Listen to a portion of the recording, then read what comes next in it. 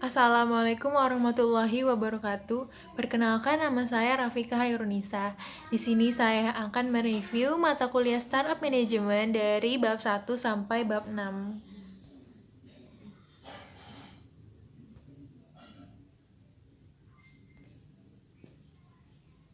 Pengertian startup management. Startup artinya adalah perusahaan rintisan.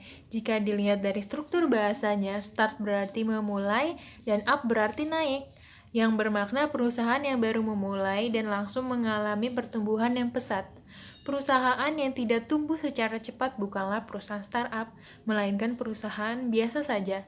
Startup juga identik dengan penggunaan teknologi.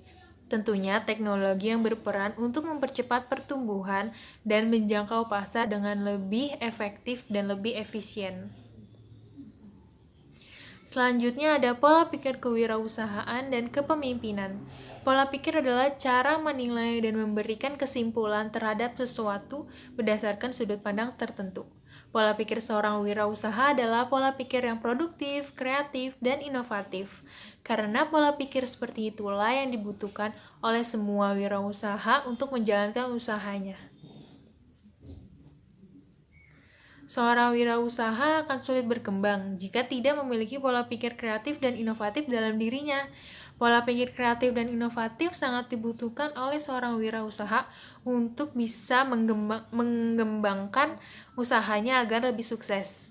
Sedangkan dalam kepemimpinan, pola pikir yang dibutuhkan adalah seorang pemimpin yang harus berani menghadapi risiko yang tidak diketahui dan kekhawatiran-kekhawatiran yang muncul. Untuk membawa organisasi ke masa depan, para pemimpin harus berani mengambil peluang dan siap dengan hal-hal baru yang tidak terduga. Perusahaan-perusahaan perlu mengembangkan pola pikir para pimpinan yang mengenali hal-hal baru dan risiko di dalamnya. Pentingnya kepemimpinan dalam kewirausahaan. Yang pertama ada agar usaha yang dijalankan dapat terorganisir dengan baik. Yang kedua, dalam suatu usaha dibutuhkan sosok yang dapat memimpin untuk bertanggung jawab dalam mengurus usaha. Yang ketiga, untuk menentukan setiap keputusan, menjadi penanggung jawab tindakan setiap bawahannya, memberikan wewenang, dan lain-lain. Dan yang keempat, jika tidak ada pemimpin, maka akan terjadi kekacauan dan kerancuan dalam pembagian tugas-tugas yang mengakibatkan kebangkrutan. Selanjutnya ada ide dan inovasi. Dalam merintis usaha baru atau startup, diperlukan ide atau inovasi yang diperoleh berdasarkan kebutuhan atas masalah yang dihadapi orang lain atau diri kita sendiri. Manfaat berpikir kreatif dan inovatif antara lain yang pertama, dapat mengubah masalah atau kesulitan menjadi sebuah inspirasi, ide, serta gagasan baru untuk memulai suatu usaha baru. Yang kedua, dapat menemukan solusi yang inovatif dari masalah-masalah yang belum ditemukan solusinya. Yang ketiga, dapat menciptakan nilai tambah tersendiri. Yang keempat, dapat menemukan teknologi baru yang berbasis digital. Yang kelima, dapat bertahan hidup bagi perusahaan.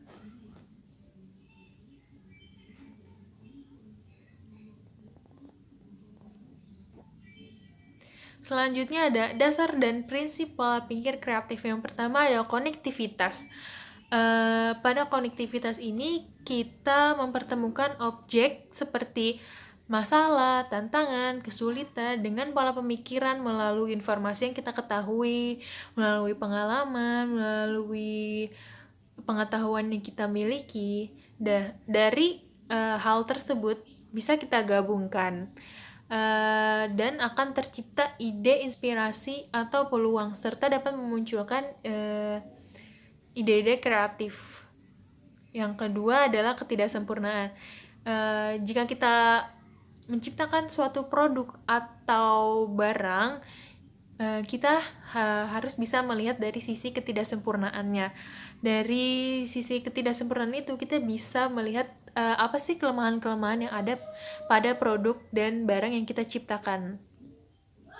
Dengan kelemahan tersebut, pastinya kita bisa menciptakan peluang atau ide-ide kreatif untuk menjadikan produk tersebut menjadi lebih baik dan lebih inovatif.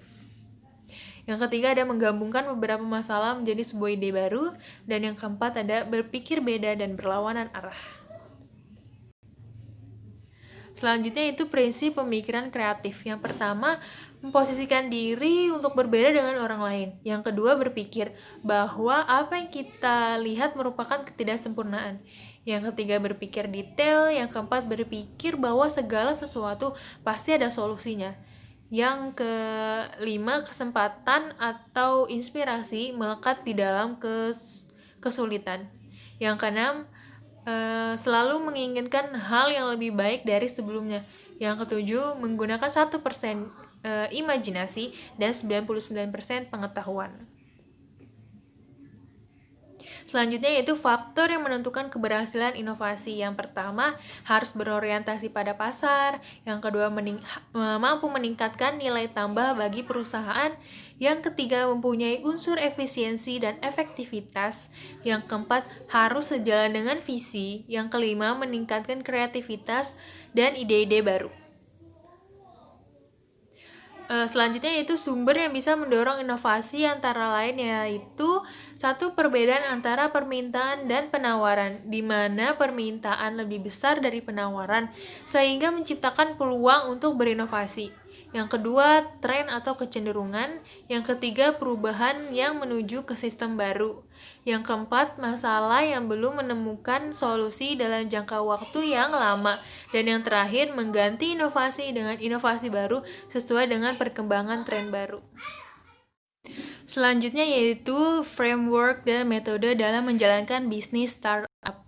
Lean Startup adalah metode yang digunakan dalam mengembangkan suatu bisnis atau layanan dengan tujuan mempercepat siklus pengembangan produk atau layanan yang didasarkan pada eksperimen berbasis hipotesis dan pembelajaran yang tervalidasi.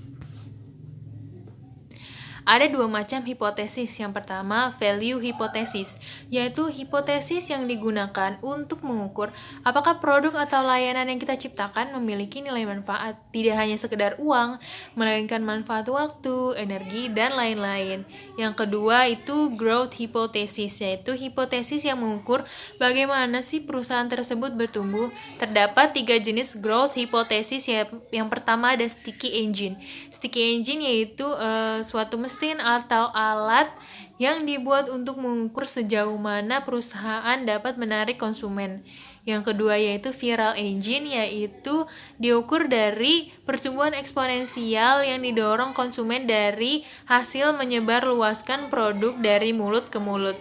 Dan yang ketiga yaitu paid engine, yaitu seberapa banyak uang yang dikeluarkan untuk mendapatkan konsumen baru.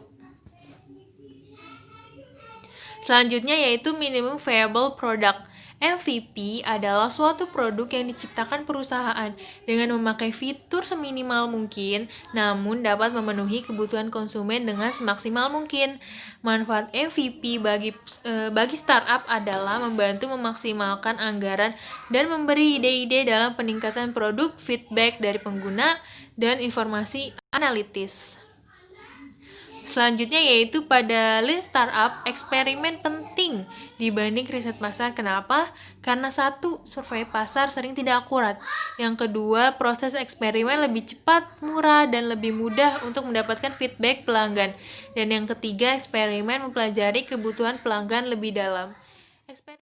Eksperimen yang dilakukan harus memakai teknik yaitu validated learning atau pembelajaran yang tervalidasi. Dengan adanya teknik tersebut, kita dapat mengukur serta mengevaluasi produk yang kita uji apabila tidak sesuai dengan respon yang diharapkan. Ada 3 kata kunci pada Lean Startup. Yang pertama ada build, yaitu menciptakan produk berdasarkan hipotesis yang telah diuji dengan pembelajaran yang tervalidasi, serta mampu menciptakan produk dengan cepat dan mudah tanpa membuat riset pasar terlebih dahulu. Yang kedua ada measure, yaitu melihat seberapa cepat respon yang diberikan oleh konsumen dengan produk yang telah kita ciptakan. Yang ketiga yaitu learn, membuat kesimpulan atas produk yang diciptakan dan mengevaluasi produk dari setiap masukan yang diberikan oleh pelanggan. Sehingga kita tahu apakah produk yang diciptakan masih layak untuk diproduksi atau tidak, dan bagaimana cara membuat produk tersebut menjadi lebih baik. Langkah-langkah taktis menghasilkan produk yang siap dipasarkan.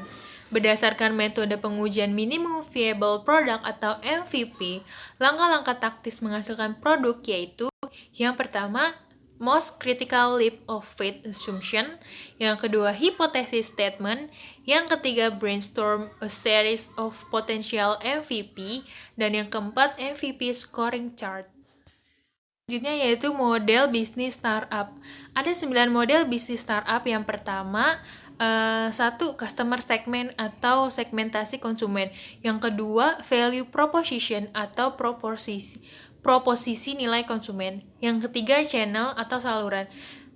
Pada saluran ini terdapat beberapa macam jenisnya.